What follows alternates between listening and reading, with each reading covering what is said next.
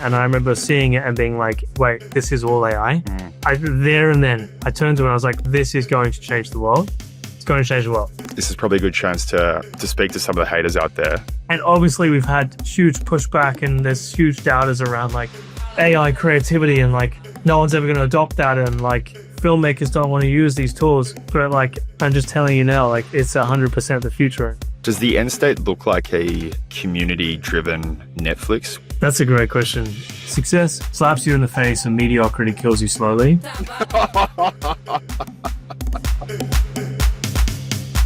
After watching The Incredibles, I sprinted down the cinema stairs, across the edge of the screen, back up and around again, and for a moment, I wasn't 9 years old.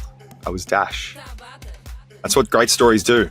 They don't just entertain, they transport you.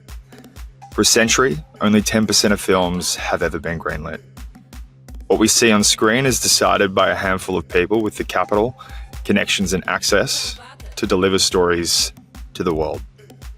AI is shifting that spotlight. It's not replacing storytellers, it's amplifying them, giving a stage to the 90% of ideas that never got made, turning forgotten scripts into living, breathing worlds that move us again. That's what Xavier Collins and the team at Wonder Studios are chasing. Because when the cost of access collapses, just like it did with the printing press or the internet, it doesn't just make things cheaper, it rewires who gets to create it. When film production becomes a marketplace, the next Spielberg might not come from Los Angeles, they might be in Sydney or Auckland or your living room. This isn't the end of Hollywood, it's the beginning of the market where anyone with a computer can create Hollywood-grade cinema. You'll love this episode if you're keen to learn how Hollywood is being rebuilt in real time, how AI is amplifying creativity, and how Wonder is bridging the gap between today's AI tools and tomorrow's motion pictures. So I spoke with Xavier in August, right before the Wonder Studios app was released. It's out now in the world, so feel free to check it out. The link is in the show notes. And I wanted to leave you with this. Wonder is the moment before magic, when imagination and technology hold hands and say, let's make something unforgettable. I'm Mason Yates, a principal at Blackbird. And friends, welcome back to Wild Hearts. How are you going, man? I'm good, man. I'm good. Yeah, we're doing really well. Like it's absolutely flying. It's been a rocket ship. It's been crazy. I'm not gonna lie. It's been like a mad experience. Feels like every day something new, crazy happens. So just trying to stay on top of it. Why don't we start there? Like, how would you summarize the last 8 months? Maybe just share some of the pivotal moments. We kind of launched the pre-seed with Blackbird, obviously as one of the key investors in January. And then we kind of officially announced our launch in April and seemed to be on a crazy trajectory. It's been a ridiculous 6 months. I think it's hard to distill it down into key milestones. I think, I think the team is close to 20 people now. I can't sadly go into some of the projects we're working on, but we've been able to work with some of the world's biggest music artists, some of the world's best documentary filmmakers, some of the biggest studios in the world. I think the best way I could summarize it is I remember I think it might have been Mike Cannon-Brookes. So I went through Startmate years ago with Blackbird when I was in my early 20s, and he was a mentor on the program. And he said something like, success slaps you in the face. And I've always modified it to say, success slaps you in the face and mediocrity kills you slowly. I've kind of experienced both. I've experienced both. And I think it's just so obvious when you have product market fit. Many great founders can grind away at a business and turn something tough into a success, but when you really stumble across it, and it is stumbling across it because so much of life is timing and luck. Obviously there's hard work and all that stuff involved, but so much is timing and luck. And when you really stumble across product market fit, it's just it's inescapable, and the feeling's electric. It's exhausting, but it. And so I think if I had to distill the last 6 months, it's been one long fever dream of each week something new and crazy happening. I look back at some of the first deals we did in the first month, 2 months, that were the craziest thing ever. And now we look at, then I look at the next email that comes in earlier today, and it's just like you don't get desensitized to it, but I think you start to realize like, wow, this could be so massive. And I think that, yeah, it's been 6 months of hyper growth, getting to terms with the fact that we have something here, and then just trying to find a way to like structure the business and like manage the operations in a way that can be built to scale. You said, and I quote, "We're at an inflection point in history where the power to craft and create visually striking stories is being rapidly democratized through technology." Can you expand on that quote? Yeah, I think it's like, look, it's sometimes a bit like hackneyed when people would say like tech is democratizing access to XYZ, but I do really believe it in this case. I think it actually is true. So, the way I kind of frame it up is that if you think about the evolution of creativity or the evolution of like content creation, you had YouTube that came along and kind of democratized access to distribution. So anyone could have a TV channel, and that wave is like not even close to ending. It's just like seems to be building and building. But obviously that has completely flipped media from a world where like everything was controlled from the major studios to the big television networks. Now it's like anyone in their bedroom can have their own distribution channel and become a kind of sensation if they create content that engages with people. So YouTube was like the first big inflection point, like step change in the last kind of 20 years. I think the next one is AI. And what YouTube did is it democratized access to distribution. What AI is doing is it's lowering the barriers to Hollywood grade production. So many creatives, many aspiring filmmakers are now able to like get their story out there in a way that at a level of production value, at a level of creativity that would have, been impossible. And so, what does that really mean? It means that in the next kind of couple of years, content creation is going to become infinite, across like infinite distribution channels, i.e. like YouTube and others, but that's going to like radically shape the landscape of like entertainment moving forward. And so what's going to matter in that new world? I think the same things will remain true. The same things will matter. It's just going to take a new form. It's just that the quality of the storytelling will matter. Like as content creation goes infinite, people will still be looking for like, what's the story that resonates? What's the content that like really captures people's imagination? The difference is though, it doesn't necessarily have to come from one of the most like well-funded sources. It could come from anyone. And so that's quite exciting. I think that's quite exciting for writers and filmmakers and creatives. And we're already seeing that obviously with the anthology series that Wonder launched this summer. That was a big motivator behind it, which was like, how could we unearth the next generation of filmmaking talent? How could we partner with some of the big tech companies to kind of produce and fund, individual filmmakers that had great ideas with a view of like helping them launch on the kind of global scene. Wait, tell us more about that series. So that's really, so Justin Hackney, who's my co-founder, chief creative officer, it's kind of been like his vision since day one. He started as an actor. He was on the film 28 Days Later when he was a kid. It's where he met Danny Boyle, who became like a mentor, really got him into filmmaking.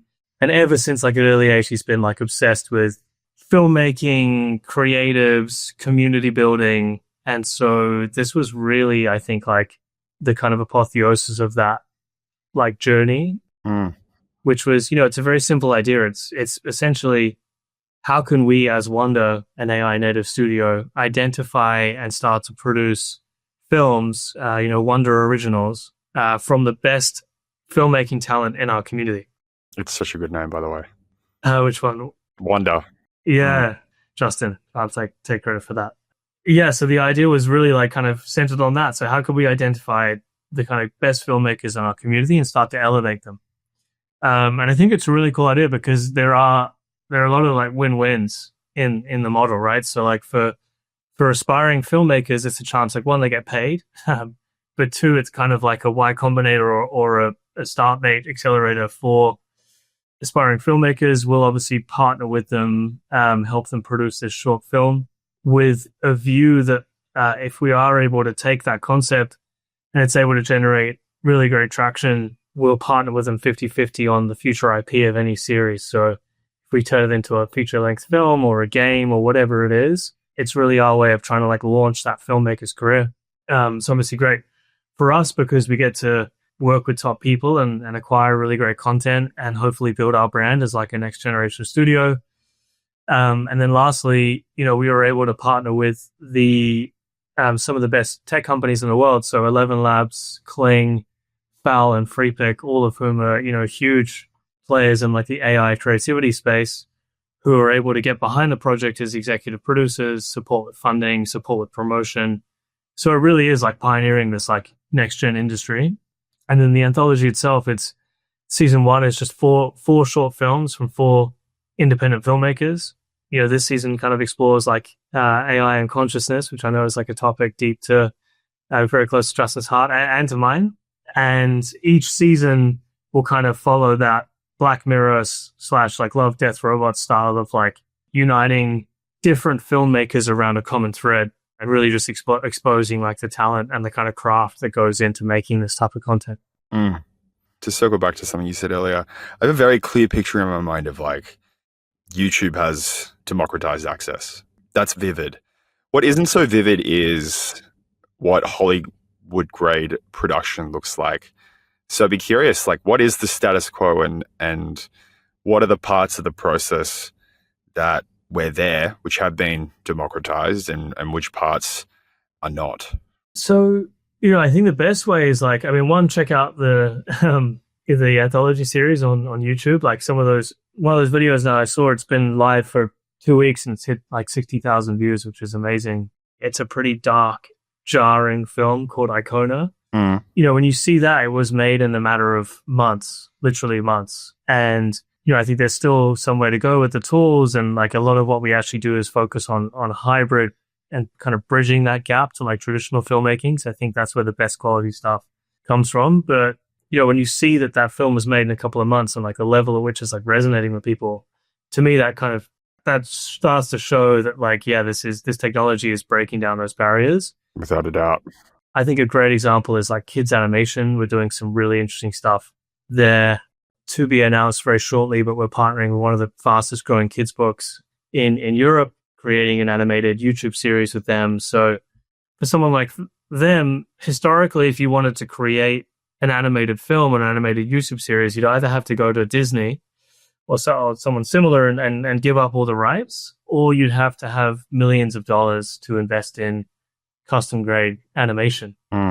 Whereas today, if you're like an IP owner, you've got a great story, you've got something that with an audience, you can partner with Wonder and, you can actually get that animated film to market, for tens of thousands of dollars, hundreds of thousands of dollars versus millions. And so for a small business with solid IP, it really is a game changer. And then you can also leverage tools like 11 Labs. So we've got a solid partnership with to dub that content into multiple languages. So you can take a really solid story in like one particular region of the world and you can turn it into like a global success. And I think that is like completely unlocking the doors. And then the last example I would give is like, if you just look on X or LinkedIn, there's so many of these. I saw someone send me an ads this morning that was done that hit 40 million views.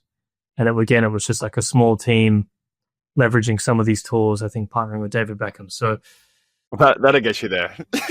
Yeah, exactly. That probably drove some of it. But it's kind of crazy like what can be done now by like smaller teams, individual people in like very quick time frames. I think that's, to me, like that's what I mean when I say like Hollywood grade production is becoming accessible to more and more people. It's still not there, and I think that there's a lot of work to be done to like bridge the gap to traditional filmmakers, traditional storytellers, but it's starting to like build a grassroots of like next gen content creators. Have you learned anything new in the last 6 months about storytelling? That's such a good question. I didn't know much about. Look, I've always been a storyteller personally. Like I love telling stories, but I didn't know anything about storytelling professionally 6 months ago. So I'd probably say that I've learned a lot. But to be honest, if I had to distill like everything I've learned into like something simple to take away, I think it's just that like it remains instinctual. I'm reading this book right now. I'm trying to upskill on the world of entertainment and Hollywood and storytelling because it's still an area where I have so much to learn. I'm reading this book, Who Knew, which is by Barry Diller's autobiography, who was like, I think he was like chairman of Paramount in his like early 30s. It's like a crazy story. But one of the things that he says a couple times in the book is so much work is done, money is spent on like the analytics and the research groups behind like what's going to be a good story. And he, I think, really does trust his gut and kind of seems to have like an instinctual sense for like what's a good idea. Maybe there's bias in that, and there's many ways you could explain it away, but I do truly believe that with great creatives or people that seem to have like a good instinct for like what makes a great story, like it's not really so much a data play as like an instinctual knowledge. I think the only counterfactual to that is that Netflix, with the data they're able to collect on like what people are watching, how long they last on a show, et cetera, probably have the ability to like reverse engineer that instinctual gut check. But generally speaking, I think that like great storytelling is instinctual and great ideas are timeless. So it's about tapping into that and figuring out like what drives that. There seems to be this like tension between these timeless ideas and the intersection of two existing ideas to make something feel new and have your own unique, authentic storytelling instinct printed on whatever is now being created. Maybe call it taste. Do you see that tension? Is there much like in your creative process? Is it 90% like evergreen? And how do we celebrate the 10% of uniqueness? Or what I'm seeing, or like at least an area that we're going to start pushing and hopefully like pioneering, is that if you look at the types of ideas that get greenlit or the things that get made, they're typically very safe. And that's a commercial decision, right? There's a reason why so many films are typically like sequels, because there's a pre-established audience, there's like product market fit. So much of like mainstream creativity content goes through a kind of like Occam's razor of like safety, like commercial safety. And I was speaking to someone recently who was saying there's a list that gets published every year, which is like the best films that don't get made, best ideas that don't get made. And so what we're really interested in is, given now that like we can basically start to flip the economics of film production, whether that's by partnering with like traditional filmmakers. We're doing some really great stuff with documentary filmmakers, for example, using AI to bring back to life or, kind of document historical footage. In documentary speak, it's called like recreational footage. So recreating scenes from history. We're able to do that with, incredible fidelity and like, create archival footage that doesn't exist to help tell the story. So does that suddenly unlock documentaries that wouldn't have been possible? Does that unlock a level of production value or creativity that can make a story like mass market, mass appeal that wouldn't have been done on a traditional budget to do a documentary? So today, so many of the films that get greenlit are like very commercially safe, like a sequel, etc. So many great ideas never get made, but this technology is like radically flipping the cost of production and the speed to production. Documentaries are a great example. You're obviously like using AI to recreate archival historical footage that like may not otherwise exist opens up a lot of doors to create things, and something we're doing already with a bunch of Emmy award-winning studios.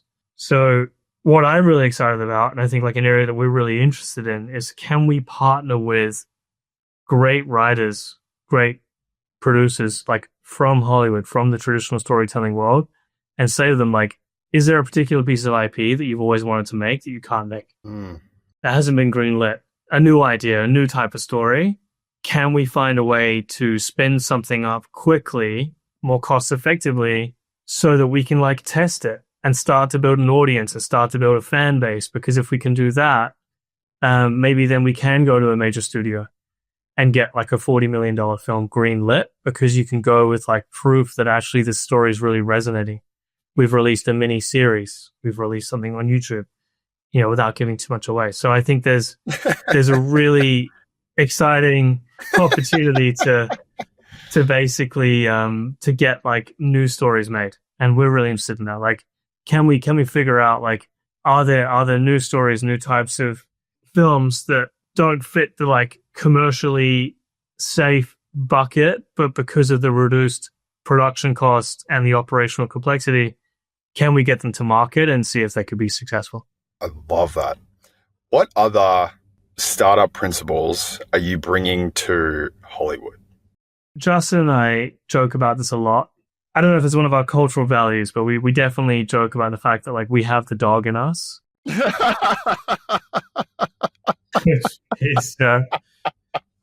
Which is like it's a common phrase around here. It's a great phrase, but it's like, you know, everyone on the team, like we kind of try and hire on that metric, like do they have the dog in them? And it kind of means like, are we scrappy? Are we trying to just like get shit done?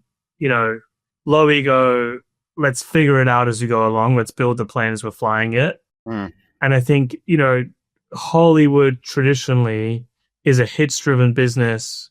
You know, it's very expensive business. And so, you know, we're not just looking at, I mean, like we're obviously partnering with Hollywood, right? So we're not just looking at films, we're also looking at advertising, we're looking at music videos, we'll one day look at games. Like this is a much bigger vision than just Hollywood. But I think the kind of approach we've cut is like scrappy, build out MVPs, try and get from 0 to 1 quickly. And then like when things are working, double down. So I said like those are the kind of key frameworks from like startup land that we're trying to bring to this like new world of entertainment. I think another one that's really interesting actually is like we are building technology underneath Wonder. So, you know, I didn't give too much context on like Wonder and what we do, but Wonder obviously AI native studio, creating content across like films, advertising, music videos, etc., partnering with like IP owners, kids books, etc., to like create global success stories using AI to kind of unlock that ability to create content. Underneath that, we've got two things. One is a community of like some of the world's best filmmakers and technologists who are using these tools. It's currently a WhatsApp group, but it's moving to a dedicated platform that we'll be launching soon where like it'll be open to the public, people will connect and find work and all these kind of things. We want to try and like pioneer that community. But then separately, there is a piece of proprietary technology that underpins what we're doing. So on the filmmaking side, on the advertising side, you know, we are building our own internal tooling to really make it easier for our creators to create output more efficiently, more effectively, but also like push the boundaries of what's possible creatively. So we are bringing startup principles to the traditional entertainment industry. I think like one of which is with our internal tool, the idea is like, how can we really drive down the cost per minute of creating content, which is going to do many things. It's going to unlock new projects. It's going to like reduce the time it takes to get things to market. So, you know, we are focused from like a product KPI perspective on not only like the quality per minute. So like for every kind of minute of like kids episode or film or music video, or whatever it is, like how do we dial up, how do we push the creativity that comes down to like the people we have working on the project, the quality of the idea, etc. You know, the ability to use different tools in one stack. So that's obviously one metric. And then the other one is like, how do we lower the cost per minute to create that stuff over time? And so we are really thinking about Wonder like in an AI native way. For example, like are there workflows, are there things that like the creators are doing today that are repetitive, that take a long time, that aren't necessarily the best use of their time? And how do we kind of build an agentic workflow to start to solve that? How do we partner with some of the big underlying tech companies to get access to tools or like combine tools in a way that's going to make our creators more efficient? So, you know, I think that kind of like laser product focus around a metric like cost per minute is a pretty unique tech framework for approaching, you know, scaling creativity. I'm sure that in traditional Hollywood, they've got their own metrics, but feels like that's like a pretty a unique one. Unique one, yeah. Are there any metrics around whether you have hit the quality bar? That's a great question. So yeah, there are. Like I think, you know, in business terms, fundamentally, there's two ways to think about this. Like one is quality, which could go to like awards, recognition, brand, right? Which is kind of like, I think, a useful metric. Like obviously some of the stuff that we're producing now is submitting to the different film festivals. There's some hybrid stuff we're doing. I'm like really proud of working with, as I mentioned, like Emmy winning documentary filmmakers, where AI is just like one component as part of the whole storytelling piece. And I think like the jury's out, like we'll see when this thing is released, like where people land on it. But I think that there's definitely metrics that will go to like the quality there, which is like feedback, fundamentally, feedback, accolades, brand building, etc. Then there's obviously metrics around revenue. So like as a business, we obviously need to be profitable and sustainable and have like a really clear path to how we're going to, continue to achieve that at scale. And I think that the things that go into revenue are obviously like the quality of the IP, the quality of the storytelling. Does this resonate? Do people keep watching this? Do people come back? There's the quality of the distribution. So how big is our audience? Is that audience engaged? Are they looking for similar content? Are there ways that you can then take that piece of IP, take that story, and then develop it? For example, like could you create a game? Could you develop merchandise? Could you create a sequel, etc.? So I think that we'll get a better and better grasp on quality as we go through, based on like our ability to develop ideas that land and resonate with people. And then once we've done that, kind of like double down on the ways that we can grow those brands, those stories over time. One of the reasons why I mentioned that was because there are similarities in your model to venture capital or startups in general, where I think you've said like 90% of scripts never see the light of day. And those are pretty much the odds in the world of startups.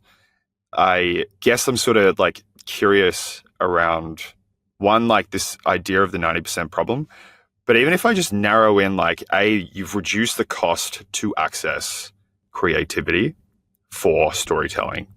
And then there's the second part of the problem of like retention and keeping people engaged. That second one is like, in our world, it's like distribution.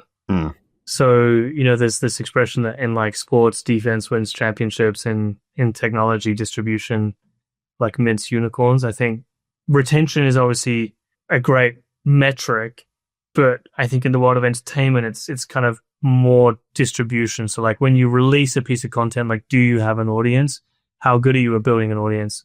And so it's something we're really interested in. We're actually partnering with a bunch of like really major YouTube content creators who have obviously like nailed that piece. And so I think we're really interested in learning, like, if we partner with some of the world's biggest YouTube content creators, can we help bring what would be like typically low production value content closer to the middle? And then in exchange, can we learn and develop our ability to like unlock distribution, build those audiences, build those fan bases, learn from them?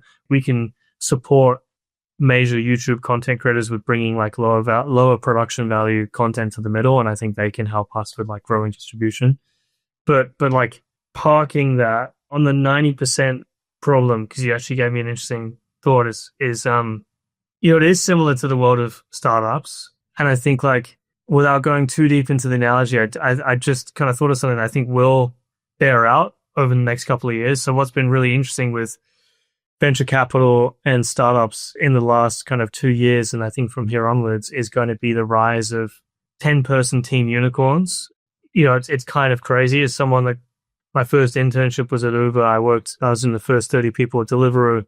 I saw that go from 30 people to like 1,500 people. I was obviously used to run Europe for a business called Turo. I similar kind of journey, joined in the first 50 people, 100 people, and saw it go to like 1,000. So seeing that journey of like huge teams being needed to create massive companies, I think what's happening in venture capital, which is like flipping the economics, it's flipping, if you just think about like a 10-person team building a unicorn, like the number of funding rounds, the speed, the equity holdings of those employees, like it's kind of crazy what's happening, because AI in some cases is unlocking that ability to scale with so much less. And I think that you're probably going to see eventually the same thing in filmmaking, in creativity. Like, what if, for example, like one of the next major franchises, big success stories, is a couple of creatives, you know, like a small production studio. Doesn't necessarily need to be like a Paramount with thousands of people. Like, you know, you can see the rise in like multi-billion dollar IP with just a few people behind it and a few like really powerful tools. It does feel like the creative arts, like if I think about game studios, Grand Theft Auto, they've been building it, designing it for over a decade. The next one, it comes out at the end of this year. It came out maybe 11 years ago, the prior one. And there's a huge team, huge budget. They know that franchise is going to make billions of dollars. And these sort of big gaming studios and film studios feel like such a beautiful place to collapse it to just the people who can move fast, who have got that dog and can chase that cost per creative output. I think you're going to have both. You're going to have both. You know, I think the future is going to be hybrid. I'm convinced of that. And so you're still going to have massive studios. You're still going to have these games like Grand Theft Auto, which I think there's a reason why they're so popular. There's a reason why they have like enduring value. I think that you'll see these studios, like fundamentally AI in this context is like a new tool. And so we're already seeing it. There's just a huge interest in like, how do people unlock this tool? And people use it to their advantage, like big studios, just as well as small studios. Now, I think there is like a leveling of the playing field, or at least like a new starting gun, which is one of the reasons we've been able to have as much success as we've been able to have, as fast as we've been able to have, is that when this AI creative race has just started. And so everyone, whether you're one of the world's biggest advertising agencies in the world or Wonder Studios, is like starting at the same time, learning this new technology. And so you're able to like, you know, we're able to work on projects and work with clients that would seem impossible, you know, a few years ago, because in the world today, you know, we're very fortunate that we happen to be one of the world leading AI studios that understand these tools better than most people. You know, thanks mainly to Justin, a little bit also the community of like great creators he was able to curate the last couple of years. So like you're going to have this like reset and like this new race, which is going to like mean that smaller studios now have a chance to compete or create amazing stuff. But equally, you're going to still have these huge like game studios, film studios that have this like $1 billion IP, you know, enduring value, fan base, and those are going to sustain. But I just think that in those contexts, AI is going to be like a tool that's just going to unlock them to do more, to push the boundaries of like what they otherwise would have created. Like in those contexts, AI is like a creative unlock tool. It's not a cost saving tool. It's like, you know, how can you make those games? For example, like I'm sure that one day like there's going to be much more immersive games with like NPCs that interact, that have a whole backstory, that can differ like based on like your interactions with them. So I think in the context of like the bigger franchises, AI is going to just push the boundaries of creativity. How does Wonder Studios honor the artistry and craft of filmmaking while also embracing these tools? I mean, that is a great question. I think that's something that's like very near and dear to Justin's heart. And I think if you look at our YouTube channel and you look at all the anthology film releases, I kind of have this joke that we're like more BTS than S, which is like BTS is behind the scenes, and Justin is obsessed with behind the scenes. Every single thing we create, every single artist we work with, we actually invest. Honestly, we've invested more of our own capital at this point in exposing the craft and going behind the scenes of like how this was made, exposing the filmmaker, their story, the why, than actually like making the content, which I think we'll have to shift over time as we start to invest more and more in larger scale productions. But, you know, generally speaking, that is like a huge focus for us, which is that how do you basically showcase the talent and the work that's involved in creating this stuff? And it's very human led. And I think if anyone goes onto our YouTube and has a look at some of the stuff, like my personal favorite is the making of Finn the Frog. It's one of our first kids animations. You can see it's like, it's with Homer, who's one of our friends, who's an actor and a voice actor. He's written these stories. He's going into like why he wrote these stories, and then basically how AI animation helped him unlock it and like introduce it to a new audience. If I fast forward, does the end state look like a community-driven Netflix? Like, is that the end state that I should be imagining, or something else? That's a great question. That's a very, very good question. Something we talk about a lot. Yeah, I think without giving too much away, like I think the plan for Wonder is to be really focused around community. We think that like, A24 really led the way in terms of brand and the importance of brand. We think that community is the next evolution of brand. And we've been very fortunate that we're starting from like a running start with the kind of WhatsApp group of Real Dreams and the community of creatives that Justin's helped build these last 3 years. Ever since OpenAI reached out to him years ago and asked him to help like disseminate the tools amongst different creators and filmmakers. So we've got this like nucleus of amazing technologists and amazing creators who are all experimenting and trying with these tools. And so we want to build out from that to create a platform where like anyone who's interested in kind of finding signal in this space can go, can find work, can collaborate, can get their project funded, etc. And I do think that eventually what that becomes is a platform community where a lot of this content is hosted, can be watched. But, one step at a time, got to stay scrappy, keep the dog in us. And so like the goal today is like, what do we need to unlock today to make that vision possible in the future? It's interesting you started in WhatsApp.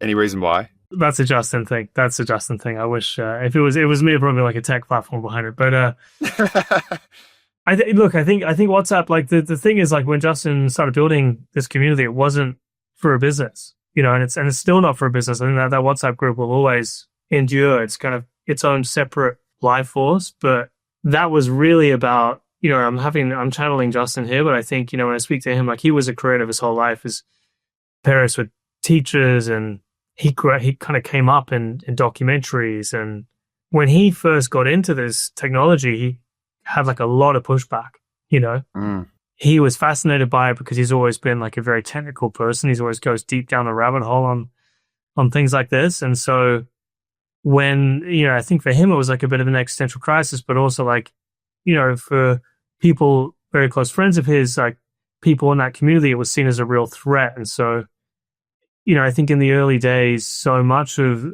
the community building was like learning how to come to terms with like what this technology meant for their industry, and finding like-minded people who were willing to like test and try things and not shout down or cancel. And so it probably started as a WhatsApp group of like-minded people as a way of just like finding fellow like-minded creatives. And then off the back of that, obviously Wonder kind of was built out of this community and took on a life of its own and became a separate business and, has many like way different focuses. But one thing that I picked up on, having spent 12 years building marketplaces, building platforms, obviously with like Deliveroo and Turo, is that there were real problems in that WhatsApp group that weren't getting solved. For example, like people would post job opportunities, but it would get lost immediately within like all the different chat that was going on. Or, people would look to collaborate, trying to find other artists with a particular skill set, but like, you don't know who anyone is, or you have like a vague sense, but you don't have like a actual profile or like a way to see like the kind of work that they've done. So there were big tech companies that wanted access to these filmmakers, that wanted to be able to connect with them and like get their own space so they could test out tools or, get feedback on a new release. So, really like the platform idea really emerged from the fact that WhatsApp was like an organic place and remains an organic place to like solve that connectivity problem. But Wonder as a kind of platform community-based business is built out of like, what did WhatsApp not solve? Going from 0 to 1, if someone was to talk to me and say, we're going to start life through partnerships with big companies, I'd be really scared. Why has that worked for you? That is all down to like the power of the community, the power of like authentic relationships. So on my side, I've spent a lot of years building businesses, and wherever I can, like supporting or paying it forward, or like, I remember when I was in my early 20s and I was going through StartMate and I was in America and I was couch surfing around, and I got introduced to the head of entrepreneurship at Berkeley and jumped on a call with him, and he asked me, so how can I help you? What can I do? And we were just being like completely, it was like, I was so dumbfounded. He's like, obviously he's time poor, but he was like, I genuinely wanted to help. It was like, what can I do to help? Who do you want to meet? What can I do? And it always stuck with me. And I was like, that is such an amazing way to operate, like just trying to help the next generation out. And so in my own career, I've always at least tried wherever possible to like make a connection for someone, or like if I speak to someone, I'm like, I hear an idea. So as a result, like, been able to build like a really great network, particularly amongst like a lot of the big tech companies, different people in different roles. And Justin is the exact same. I think Justin's done so much to set up a lot of the creative programs, and not doing that for any kind of financial reward, but more doing it to like help the community, like get access to the tools and learn the stuff. And so it was so long-termist. And I think if you operate that way and you build real value for people and you build real relationships, it wouldn't have worked if we didn't have a good idea, if we didn't have product market fit, if we weren't able to create stuff that people really wanted. But because we were able to solve that, and then we had like very strong relationships built off like authentic interaction with a lot of these people, these big tech companies, it was very easy to like start to have those conversations. But then fundamentally, like no big tech company is going to work with you because they like you. They're going to work with you because you're solving a problem for them. And I think in the case of the anthology, the tech companies are very incentivized to have world-leading creatives using their tools and to have like real-life examples showcasing how VO could be used, or how 11 Labs could be used, or Kling's new model. So we kind of were able to bridge that gap for them and showcase like how their technology can change the world. So I think it was obviously a smart business decision from their perspective, but based in like real human relationships. One of the interesting parts of Wonder is almost like it rhymes with marketplaces. What sort of lessons have you taken from your prior experiences in marketplaces and gone, here's another one of those, let's go? I love that. It does rhyme with marketplaces because it's not necessarily a marketplace. It's not the business model we're setting out to build, but it definitely has so many hallmarks. And, particularly on our agency side. So like, obviously one of the ways that we generate revenue is we'll do briefs for like big commercials or music videos, whatever it is. And we obviously have an in-house team of talent, but when we need to scale up that team, we're able to pull into the community. And so there is definitely like a marketplace, flexible model there, but it's not the core model, I think. But the key thing I learned about marketplaces, and I learned this directly from Will Shu, who is the founder of Deliveroo, and I had it drilled into me by Andre Haddad, who's the CEO of Turo. And it's always stuck with me, always will. I and my team, I say it the whole time, is that any great marketplace always starts with quality supply. It's the most foundational lesson. That's why the founders of Airbnb went to New York themselves and took professional photography of the first homes because they wanted the supply to look so great. And so supply in our context, there's different ways you could frame supply. Supply could be the quality of the films that we make, the artists we work with, the technologists in our community. I know, for example, that the reason why the Wonder platform, when we do eventually expose that to the public, is, hopefully going to be a success, is because if I'm someone who's interested in AI, I want to go to the place where all the best creators and best technologists are hanging out. It's quality supply that acts as the gravitational force. Just like Deliveroo, it's key. Like, it started with, can we get the best restaurants? I mean, one of the clues was in the WhatsApp group, and like the classic do things that don't scale. Another probably like Paul Graham, Airbnb insight, but it has been the thing in so many ways that has driven the conversation by the sounds of it. Having the relationships, getting in the door, but also like, and look at the evidence of the magic that people are now creating. Totally. that's a second order consequence of having like brilliant people in one group. It's another example of why like you want a high quality supply in the context of like building a business is like the quality of your team. It's like sometimes that stuff is like an emergent property of having brilliant people in the same room. And I think the WhatsApp group, to your point of like doing things that don't scale, like so many there's a number of founders in that group, like, of our competitors, we're all in the same space.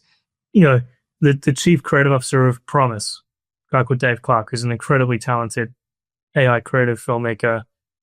He's obviously in the same WhatsApp group. We're always discussing new tools or ideas or things that come out.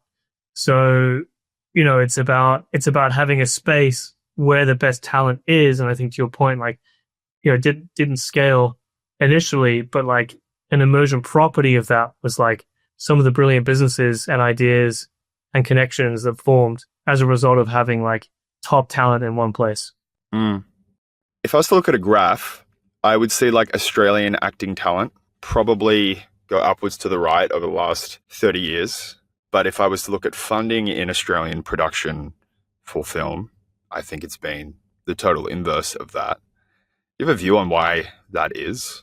Funding at like a macro level is driven by ROI. So for whatever reason, money is drying up there. Like if we just zoom out from Australia and we just look at like the space generally, it's had like pretty cataclysmic events. You had like this deluge of money from the streamers, like the platforms like Amazon, Netflix, etc., buying everything. Then you suddenly had like a huge tightening of the belt, investors on Wall Street asking like about profit margins, not just like sign up growth, which then meant that like everyone kind of got used to like the huge demand for these projects and projects being greenlit so easy. Something similar happened in the startup world. I think if you look back to like the kind of peak ZERP era where like every startup was just getting funded, and then all of a sudden the market kind of like massively retrenched. And so a lot of companies that raised money could no longer raise money, had a huge cataclysm of startups. So again, something similar in like the kind of film world where a lot of like independent film producers in particular started really struggling. So you've got that dynamic playing out. You've then got like inflation and then inflation generally, but then also just like rising production costs generally, which makes it harder and harder to have projects greenlit when like the capital required is going up, but the ROI profile probably isn't changing. So I think it's like a macro thing. I don't speak specifically to Oz, but I think there's definitely like those are the macro trends. And like, not to make it a wonder sales pitch, but I do think that's why like AI is definitely not like I personally don't think it's an existential threat to the industry. I think it's the opposite. I really believe that. I think that the existential threat to the industry is its current business model, which, if you speak to most people outside of the majors, they're like it's fundamentally broken. So probably even in the majors, I'd say it is too. So I think it's coming just at the right time where hopefully these tools and this ability to create things faster and more cost effectively will mean that more productions get greenlit, more films get made, more acting talent gets exposed, more creative concepts get made versus like safe traditional stuff. So because all of a sudden you're able to produce a $2 million indie film for 1.5 or 1. So what does that do? What does that do to the economics on the back end for the investors? How many more films can you now make? So yeah, I think that will hopefully change that trajectory or trend. Do you have a goal in mind for the number of films you want to create this year? No. Way more focused on the quality and like I'm way more interested in like how do we figure out the business model than hitting a number of films. Random analogy, but I think that like one of the mistakes that a lot of startup founders make when they hire like a sales team is they say to the sales team, you've got to do 100 calls this week. You KPI people on 100 calls. And it's classic, like, you show me the incentive, I show you the outcome. The person does 100 calls, but they're calling like 30 numbers of companies that don't exist. So I've always been against... My hairdresser. Yeah. I've always been against setting metrics like that. How are you currently thinking about the business model? For me, it seemed the way that it was presented at the beginning seemed reasonably clear, but what are the questions? I think I feel really good on the business model. I feel really clear on like the strategy. There's like three different businesses within Wonder, so I won't go through all of them. Like there's obviously the community platform, there's the advertising agency, and there's like the IP generation. But if I had to like really distill down on like what I think is going to be the kind of quote unquote venture scale business, I think that like Y Combinator for IP business model of like partnering with really great storytellers, people with an existing audience, people with a really great idea, and helping them launch that by building our own distribution, unlocking Hollywood grade production for independent content creators, dubbing it into multiple languages, and then building a technology that underpins that allows us to create episodes or films at scale, dialing up revenue per minute over time and dialing down cost per minute over time. I think that's basically the business model. And the real question is just like, will we be good enough at opportunity selection? That's probably our biggest challenge on the demand side, is like deciding what projects to focus on. And then on the operation side, it's like, will we be able to ship technology that actually does make episodic content creation more scalable over time? Why wouldn't you give your infrastructure to the community as well? Great question. Did Justin pay you to ask this question? No. Yeah, it's 100% where we want to go. The reason why it's just a sequencing thing. It's a sequencing thing. And so, what I say is that there's a lot of great technology out there right now looking for a real problem. Whereas like when I was coming up in tech, there was like pretty average technology, but very real problems. I need to get from A to B, or I want my food delivered to my house is like a real problem that a lot of people had and wanted solving. Whereas like I want the most like pixel perfect 3D Gaussian splat piece of software as an individual content creator. It's like some of the technology that's already out there that's like available so cheaply is just so incredible. But just like, I think the way I think about that is like there's more people willing to watch films than make them. And so like that's why we're focused on that. But long term, if we get really good and build really great software that unlocks creatives, then obviously we'd love to open source that to the community and give people access to it. But I think if we spend our time now trying to build like a B2C, B2B tech product, and that was our key monetization strategy, we'd be in the same boat of a lot of these startups, which is like really great technology, but not really like a great business model. What do some of the haters ask? The venture scale question got to me. And I was like, oh, this is probably a good chance to speak to some of the haters out there. I would imagine the venture scale one, like if I think about like the dirty words at the beginning, it's like agency. Yeah.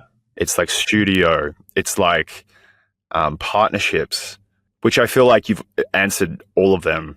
And I just wanted to see if there was another one where you could directly address it. Yeah, I mean, like we don't really have haters, at least to my knowledge. We definitely do have doubters, though. We definitely have doubters, and I mean, like you get way more no's than you get yes. I mean, like again, I can't go into too much detail, but it's been like a really, really successful start, and obviously there's been a lot of like venture interest, and I think that depending on when this comes out, like there will be stories to be said around like our ability to attract, top tier venture capital. That being said, there's definitely a lot more no's than yeses, right? It's just the nature of the game. But those people don't even like remotely concern me, because when there has been a no, it's always been from the perspective of like, we just want to see how this thing plays out. It's a lack of like courage, of conviction. Whereas I think the people that like actually spend time with this and like see it, like obviously anything can fail. It's a roller coaster. It's a really risky game. Startups are a hugely risky game. They're a binary outcome.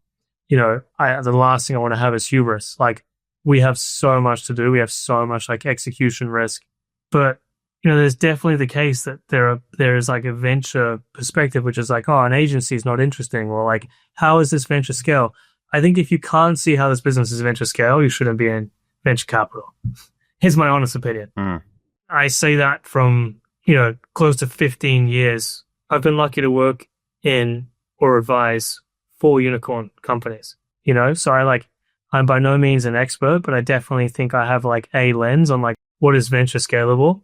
One of them actually is a Blackbird company, Halter, which I'm a huge fan of, amazing business. Shout out to Craig if he's listening. He'll be listening. He's been on the pod twice. Oh, nice. He's a legend, that guy. So I've seen venture scale businesses from the inside out. on 4 occasions. Mm. And it's so obvious that this has so many ways in which that can be true. Now, the question is, can we execute against it, which is a much bigger question, right? And that's not obvious. Mm. The other thing is that that framework of venture scale needs to be updated. Like people need to re-underwrite. People need to re-underwrite what venture scale means in the world of AI, because you're going to have globally successful advertising agencies with like 20 people. I'm convinced. Wow. What are some of the traits in the 4 unicorns that you hope to embody? Like Holt is obviously a very, very different business to Wonder, but what stands out in your mind as something that's venture scalable? Holt is so impressive because it's like hardware and software. Just blows my mind how they've done that. Like marketplaces are hard businesses, don't get me wrong. Like Turo was a really hard business. It was like insurance was a huge driver of the P&L. Insurance is a really hard, statistical bit. Like it's like one big math equation. So I've worked in like really hard marketplaces, no doubt. Like a partner at A16Z once said to me, you came up the hard path, which is definitely true in terms of some of those, like even Deliveroo, like such a hard business to make profitable. But Holt is like uniquely impressive because it's got like hardware and software. I've been to their office and you've got like out the back, you've got their like science lab set up where they're like building the collars. Just blows my mind. I think the unique trait of the businesses that I've worked in is that they're ideas that instinctively make a ton of sense, but people doubt. I've always loved to work on like, that's a crazy idea. Like I remember when I was like handing out flyers at Uber, and I remember speaking to David Rorsheim, who was saying that like, tomorrow UberX is going to launch. And I was like, what's UberX? He's like, that's where like, anyone can drive you from A to B in the car. I was like, that would never work. That's crazy. Like, why would anyone do that? And he's like, what do you think a taxi driver is? I've just never forgotten that. And so like, I love businesses that seem crazy to people, but when you actually take a step back, you're like, obviously that makes sense. Mm. Uber makes complete sense. Deliveroo, like, I got told by everyone that's not going to work. How's that ever going to make money? I was joining obviously in the first 30 people, and I turned down this gig at like Free Hills in Sydney or this job at Uber, and everyone was like, you're crazy. It's never going to work. Same with Turo. People are like, no one's ever going to share out their car. I'm sure that Craig had his fair share of pushback on like geofencing from farmers not being like tech native, wanting to be tech adoptive. And obviously we've had huge pushback and there's huge doubters around like AI creativity and like no one's ever going to adopt that, and like filmmakers don't want to use these tools. But like I'm just telling you now, like it's 100% the future, and people will look back on those conversations and that resistance and be like, that was crazy. Totally. Has to be done correctly. It has to be done sensitively. Has to be done in a way that like puts the creative at the core. That's why we think about it. That's why we're like so interested in working with independent film producers. Like, how can we help more independent films get made? How can we help more actors get gigs? Like it has to be done right. But I think once that is seen, people will look back and be like, wow, how do we not adopt those new tools faster? One of the unifying things in, I think, those 3 products is you almost remember where you were. You remember everything about the context about where you were when you used that product for the first time. Totally. Love that. You can't forget it. And I was thinking about your product experience, and I was thinking about like that WhatsApp group. Are there quotes in there that we can look back in 10 years' time? Totally. I'm sure. There's been so many, yeah. I mean, there's been so many. I love that framing. I remember exactly where I was when, Rorsheim said that thing to me about UberX. I remember exactly where I was when I, saw Deliveroo for the first time. I remember exactly where I was, where I got an email from the head of international at the time about Turo, and I will never forget exactly where I was when Justin showed me the first AI video that he'd made, which was a concept teaser for an Alice in Wonderland film. So the actual company name of Wonder, the official company name, is Rabbit Hole Labs. No way. we were sitting at Cannes. We just worked on a project together for like a Stallone film.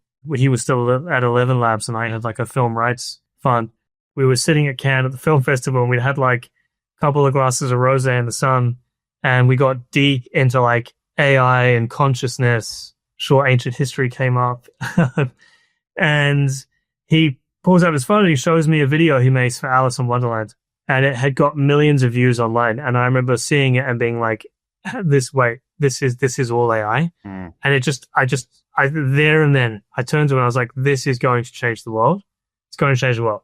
Through a friend of ours, Richard Lachartier, we messaged the CEO of a big production company in Hollywood.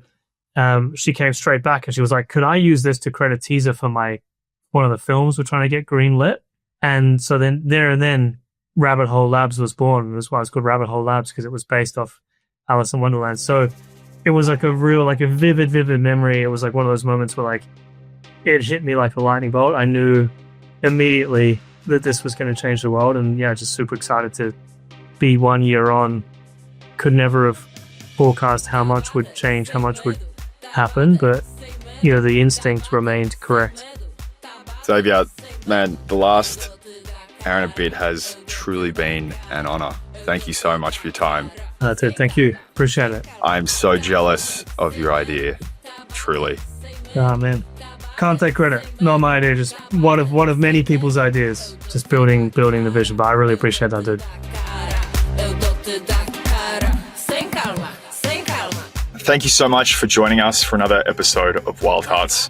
If you want to learn more from other ambitious people building, designing, and creating the world that we all want to live in, then please hit the subscribe and follow button. It would mean the world to us, the founders, the operators, and the investors who join us on Wild Hearts. This podcast is a labor of love from the Blackbird team and day one. The show is produced by Camilla Herring and Melia Rayner at Blackbird. Our marketing genius is Eva Telemakis, and our editors are from day one, Annie Jones and Sanjay Chabaria. Thank you all so much for listening. We'll see you next week.